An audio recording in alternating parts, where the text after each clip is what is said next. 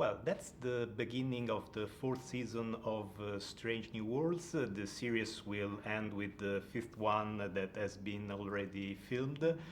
Looking back on this long journey aboard the Enterprise, what emotions and what thoughts does it leave to you? Oh, I need a minute. I think emotionally, and we finished shooting both seasons last year now, and we filmed them pretty back to back. And so I remember at the end of season 5 feeling a very tangled series of emotions. There was the sadness of course, wrapping a season, but there was also the relief of knowing that it was done and the heavy lift was over. And then there was an excitement about how much time we now have to talk about all the hard work that we've done. We've agreed that seasons 4 and 5 are some of our strongest yet. And I think we felt that while we were filming. Yeah. And it led to a very varied series of emotions, but more than anything, I just felt an immense gratitude. Sorry, go So you please. I felt a lot of gratitude to Paramount for giving us a season 5 and letting us finish up our storylines and give everybody their due justice and finish up these stories.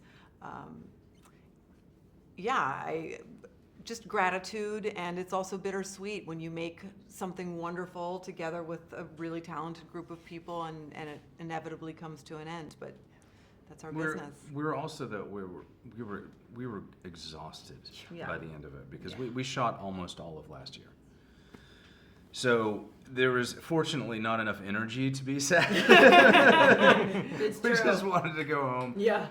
We worked right up until Christmas. But now what's great is we've got all of this work to promote. So there's now all of these excuses to come back together without the pressure of work hanging over our heads and to just hang out and talk to you guys. And be in wonderful places. That's great. That's great. Yeah. Great. And Star Trek has always represented the hope for a better future, a future that seems so different from our present. If you could take one single aspect of Star Trek future and bring it into our world, our time, what would it be? Bringing people together, bringing people from some completely different backgrounds to come together and work together for the greater good. Star Trek is always most important when the world is the most divided and when our country is the most divided. Having different viewpoints or different opinions does not make us enemies. Right. It actually makes us stronger. I think the instinct of curiosity as opposed to the instinct of fear and aggression when it comes to embracing the unknown. I think that is something that we could use a healthy dose of right now. Rebecca, you played in two important franchises in recent years, not only Star Trek but also the X-Men, and you are expected to return in the next Avengers Doomsday.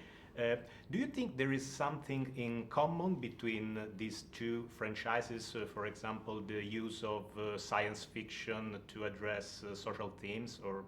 Yes, I do. And interestingly, the X-Men and Star Trek both came up during the Civil Rights Movement and represented people who are sort of on the fringe people, or people who have felt sidelined in some aspect, in some regard. It's been interesting also to compare the character that I play within that world to the character that I play within Star Trek.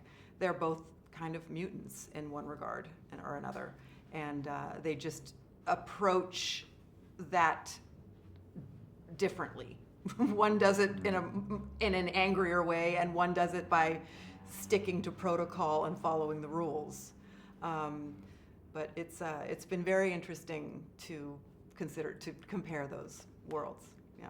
And Anson, every Star Trek series is deeply connected with the captain and the personality of the captain. What are, in your opinion, the characteristics of Pike that make him different from any other captain we've seen so far?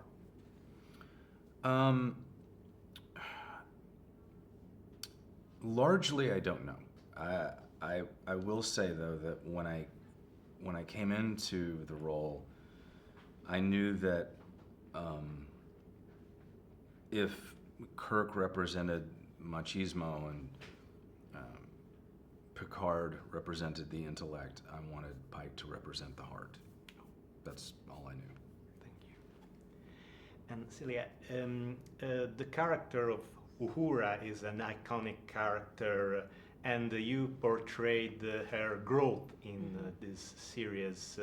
Do you think that her role of a bridge, as a bridge between cultures and language, and their thirst for knowledge, still represent the heart of the philosophy of Star Trek? 100%. I think there's something very unique about this version of Uhura that is shamelessly curious when it comes to the world that she is experiencing outside, but also her internal world. And I think that is very reflective of the curiosity that makes Trek so special.